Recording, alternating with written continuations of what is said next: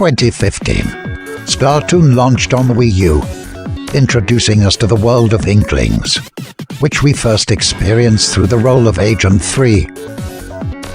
2 years later, we'd return to that world in Splatoon 2 through the eyes of a new protagonist known to us as Agent 4.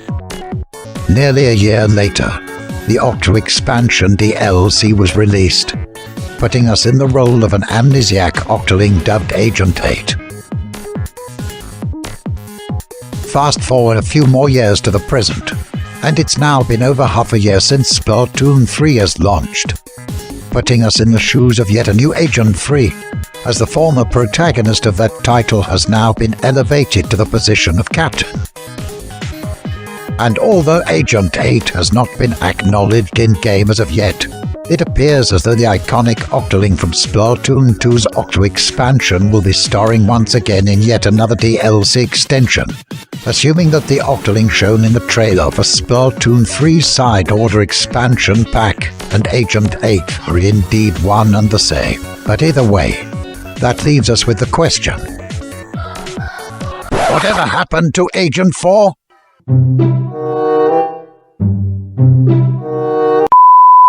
The only sort of acknowledgement of his or her existence that Splatoon 3 even seems to offer is a passing comment from Marie among her randomly selected bits of dialogue when spoken to, which doesn't even refer to Agent 4 by name and could just as well be referring to the captain instead. Although, given the context, as well as the fact that the line comes specifically from Marie, I think it's safe to assume that it is indeed most likely Agent 4 whom she has in mind. But I digress. Although I cannot say for absolute certain, but judging by a few subtle hints Nintendo seems to be laying about, I have an inkling that our beloved little Inkling protagonist may very well be returning one day in some way or another. Now, there are two main clues that give me this idea. One involving DLC for Splatoon 3 and the other suggesting Agent 4 having a prominent role in the next game. Although the latter theory may be more interesting, I'll go with the former mentioned first, as that one is pretty straightforward and can be explained without spoilers, which I would rather save for towards the end of the video. As many have pointed out already, Nintendo's announcement trailer for Splatoon 3's DLC expansions contained a rather curious detail that may be worth noting. Although only 2 waves of content were officially announced, the trailer showed not 2, but 4 different colored banners and splash marks representing them. We know that the yellow banner represents the Inkopolis expansion, and that the blue one represents Side Order. But what of the red and green ones? Were they just there for decoration? Or could it be that Nintendo is secretly planning yet another 2 waves of DLC to follow?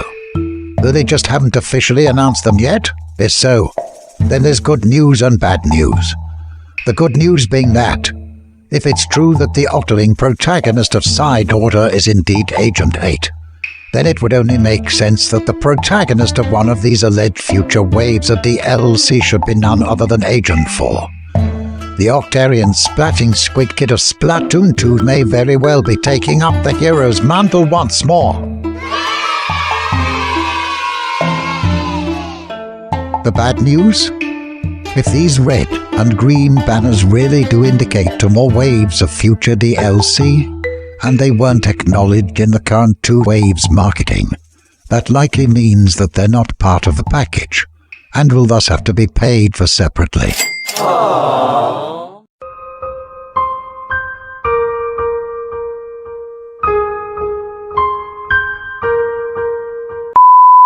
Now for the more interesting theory.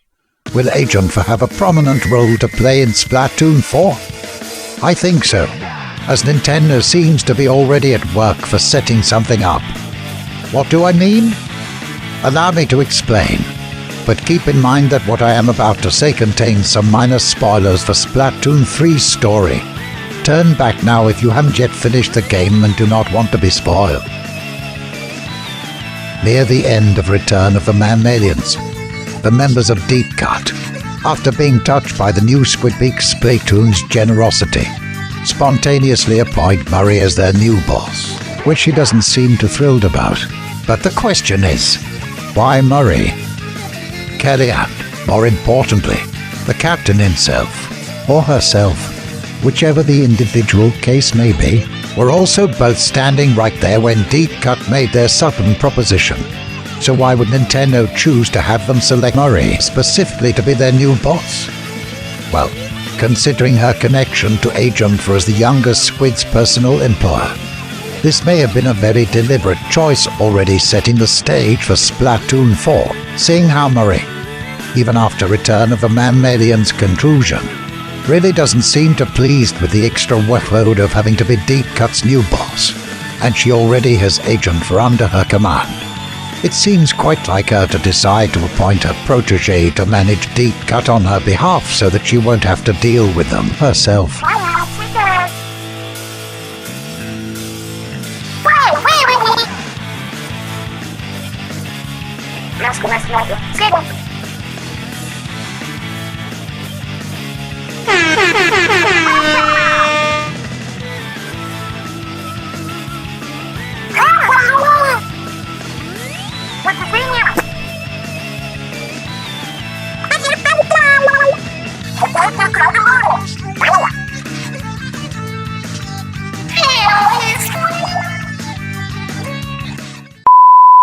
And so the former Agent 4, with the members of Deep Cut as their zealous subordinates, would be elevated to the position of captain over their own branch of the new Squidbeak Splatoon, leaving the position of Agent 4 open once more for the next protagonist to occupy in Splatoon 4.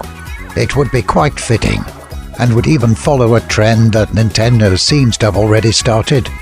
Just as the title of Agent 3 should be reopened for the protagonist of Splatoon 3, the title of Agent 4 would likewise be reopened for the protagonist of Splatoon 4.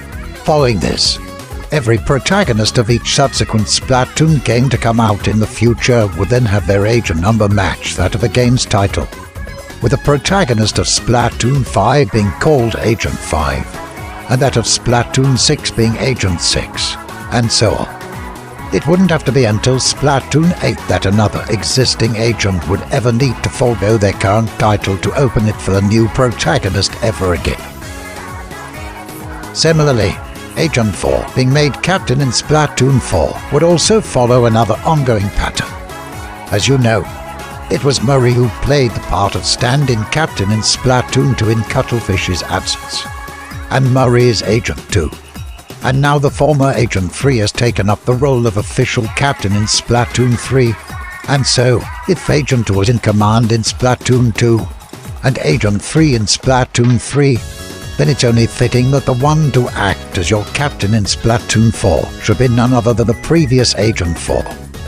And although I know it's not exactly a lot to go by, but given what we've discussed, I think it seems quite plausible that this may very well be precisely what Nintendo has in mind already. After all, there's no real reason why Deep Cut should spontaneously decide to make someone of the new Squidbeak Splatoon their official boss unless Nintendo had plans for them to work with you again in the future. And there's no reason for that someone to be Murray instead of the captain unless they intended to link it to something which specifically involves her over the others. And the best example of something significantly unique to Murray is her connection to Agent 4. So what do you think of this theory?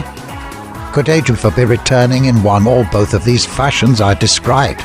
Or will they be doomed to unfairly fade into obscurity, never to be acknowledged again, forever forgotten just like the rotting leftovers in the back of my grandfather's refrigerator, dating back to an ancient era from before I was born? Personally, I would have preferred for both Agent 4 and Agent 8 to have played a role in Return of the Mammalians, which I plan to discuss in another video in the near future. So stay tuned to this channel if you want to hear my reimagining of Splatoon 3's story and what could have been if the Fuzzies had infected the 3 previous agents. But in the meantime, feel free to share your thoughts in the comments below about the topic at hand regarding the current future of Agent 4.